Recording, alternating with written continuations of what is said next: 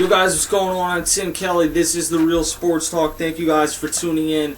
I am now down to number 28 in my quarterback countdown. At number 32, I had Nick Foles of the Philadelphia Eagles. Number 31, I had Chad Henne of the Jacksonville Jaguars.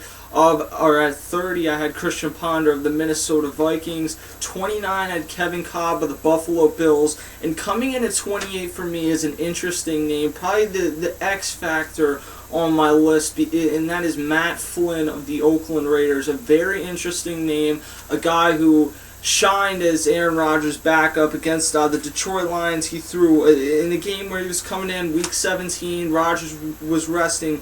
He set franchise records with 480 yards and 6 touchdowns in one game. Overall, his career numbers, he's taken 141 attempts, thrown 9 touchdowns, 5 interceptions, and for over 1,083 yards, and has a 61% completion percentage. So he's done some pretty nice things as a backup. And last year, he originally was signed to the Seattle Seahawks to be their starting quarterback, but Pete Carroll, being the kind of strange mind that he is, drafted another quarterback after signing Matt Flynn to a pretty lucrative deal, and ended up that Russell Wilson started, and Russell Wilson obviously was the right choice to start. He is a franchise quarterback and someone that's going to be a very good quarterback in the NFL for a long time to come. So it's obvious that the Seahawks made the right move not to start him. At the same time, there's not too many Russell Wilsons walking around, so just because Russell Wilson beat out Matt Flynn doesn't necessarily mean that Matt Flynn can't play. And we're going to see that with the Oakland Raiders this year. I think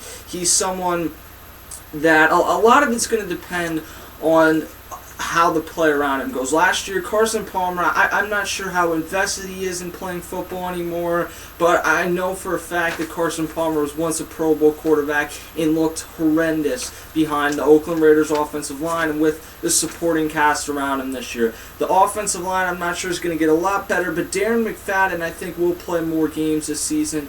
And that's really got to be the key for him. If you're going to take the pressure off of Matt Flynn, what you're going to have to do is you're going to have to use the running game, utilize Darren McFadden to the best of your ability. He's someone that, when he has played, he can play. The most games he's ever played in one season is 13 games, and when he did that, he ran for over 1,000 yards. So there's no question Darren McFadden can play. It's keeping him healthy and keeping him out on the field that has been the issue, and it's kind of left them when they haven't had a quarterback who you can ask to throw the ball 40 times a game. It's kind of left them hamstrung when Darren McFadden has gotten injured. Now, Matt Flynn's weapons besides Darren McFadden, not very impressive. You have Rod Streaker and Denarius Moore as your top 2 wide receivers, neither of whom were over 1,000 yards. I think Rod Streaker was close to 750 last year. And then you have Richard Gordon, who caught all but 2 passes last year. He will be your starting tight end for the Oakland Raiders. So